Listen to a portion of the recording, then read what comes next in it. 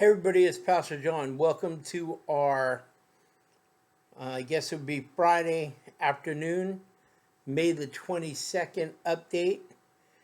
And I've had a couple of questions. Well, I've had several inquiries as to what we're going to do now that President Trump came out a few hours ago and declared the churches in America are essential.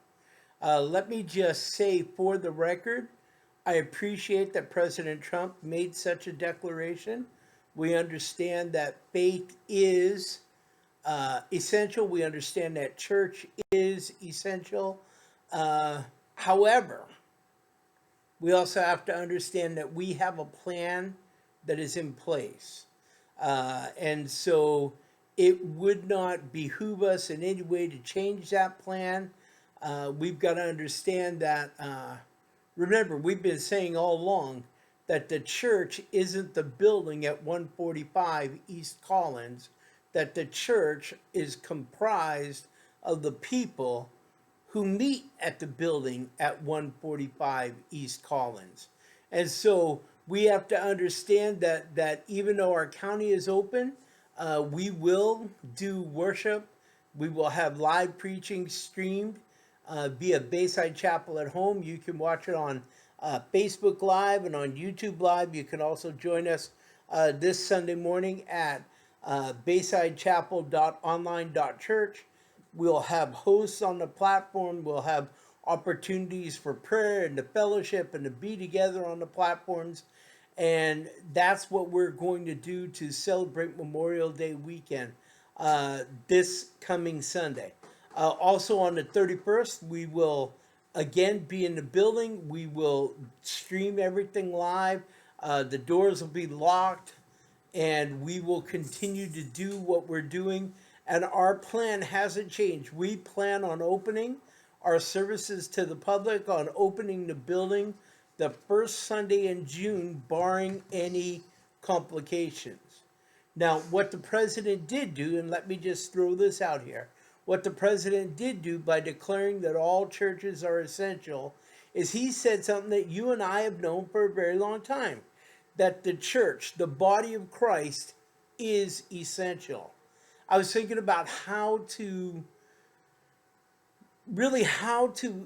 explain my point of view, and then I heard Pastor Troy Jones, who's been, he's had a leading voice in some of this COVID and how we're going to react and respond as a church. And so he came out with a video about 8-9 minutes ago. And so I'm going to cut part of it. It's addressed to pastors and leaders. But what he said was a great thought. So I'm going to cut to his video, and then I'll come back in just a few minutes and we'll wrap everything up. So let's listen to Pastor Troy Jones from the Washington area. I'd like to take a few moments to talk to all my pastor friends and also address New Life Church. I'd like to make a couple reflections on the president's comments that church is essential and now we all can reopen this weekend. I think pastors, all my pastor friends, this is the time where the church needs from us three types of leaders. The church needs us to have what I call a prophetic voice. A voice where we call America back to God. A voice where we believe that God's going to use this pandemic as an awakening, a spiritual awakening in our land. We also need to have a pastoral voice, a voice of care. A voice, pastors, where we care about what's going on in our communities. We care about those around us, our neighbors. That, dare I say, we care about the people more than we even care about the initial moments of coming back together. We care for the health issues going on around us. Then a voice of what I call the prudent voice. The prudent voice is a voice of wisdom. It's a voice where we're willing to slow down and get all the information and all the facts. And I want to encourage you, all my pastor friends, we need to take a moment in the context of President Trump's announcement and get more information. See what our governors are saying. Honor our governors that we walk under. And truly get a sense of what is best. And so I want to encourage all of us that we need to have this voice where we call people back to God, a caring voice, but also a wisdom, a voice of knowing exactly how do we respond in such a time as this.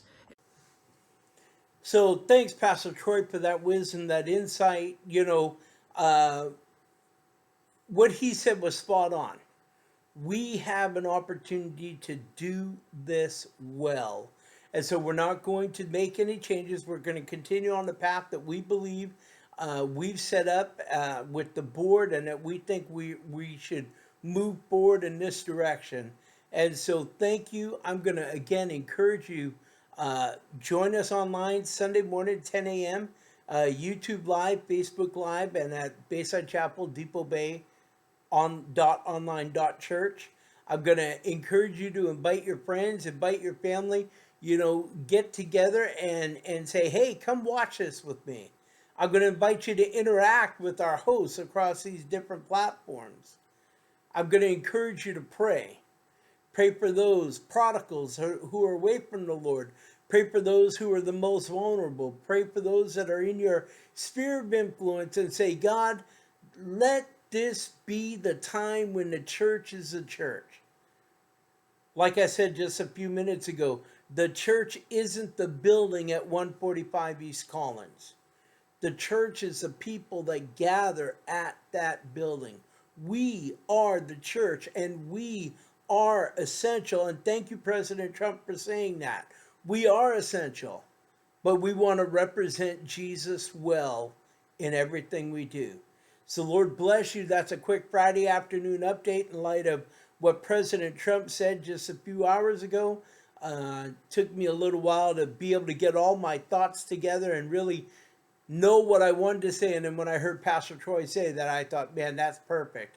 Plus, I also had to get my Raider blanket on the back of my recliner so that everybody could say, go Raiders with me. God bless you guys. Have a great Friday. Have a great weekend. We'll see you Sunday. And don't forget, Memorial Day is not just the kickoff to summer. Memorial Day wouldn't just be another 3-day weekend. But Memorial Day is so that we can remember the men and the women who've given the ultimate sacrifice so that we could be able to have the freedoms that we have. So keep them in your thoughts and your prayers. Keep their families in your thoughts and your prayers. God bless you. We'll see you Sunday morning, 10 o'clock, across all 3 digital platforms.